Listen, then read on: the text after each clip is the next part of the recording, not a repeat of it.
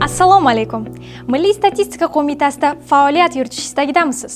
Ushbu videoda qo'mitadagi vakant lavozimlarga nomzodlarni tanlash va ishga qabul qilish jarayonining barcha bosqichlari bilan tanishishingiz mumkin.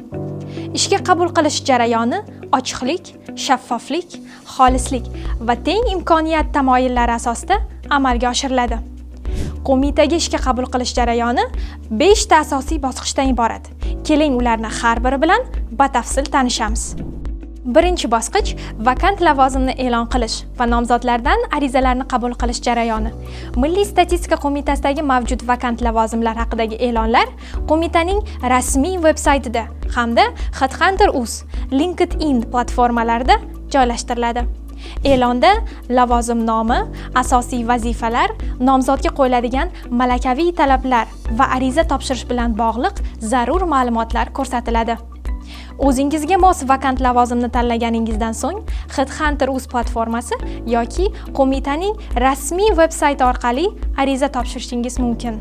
Arizada nomzodning to'liq familiyasi, ismi va otasining ismi, yoshi, ta'limi hamda mehnat faoliyati to'g'risidagi ma'lumotlar to'liq va to'g'ri ko'rsatilishi lozim. Shuningdek, murojaat qilishdan oldin vakant lavozim uchun belgilangan malakaviy talablar bilan diqqat bilan tanishib chiqishingizni tavsiya etamiz.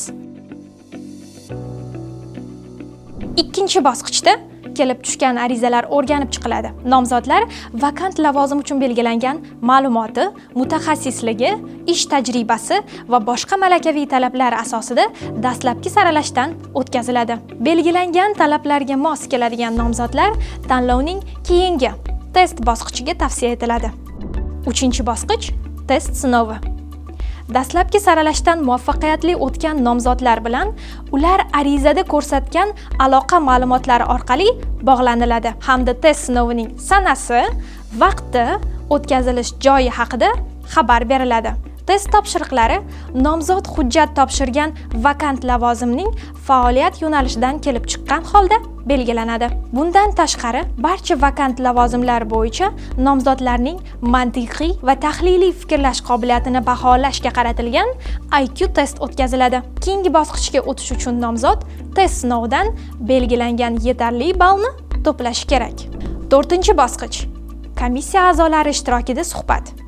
Test sinovidan yetarli ball to'plagan nomzodlar bilan qayta bog'laniladi va ular suhbatga taklif etiladi. Komissiya a'zolari bilan suhbat davomida nomzodning vakant lavozim uchun zarur bo'lgan kasbiy va kompetensiyaviy ko'nikmalari, jumladan tahliliy fikrlashi, muammoli vaziyatlarda qaror qabul qilishi, muloqot olib borishi, jamoada ishlashi hamda mas'uliyatni o'z zimmasiga olish qobiliyati baholanadi.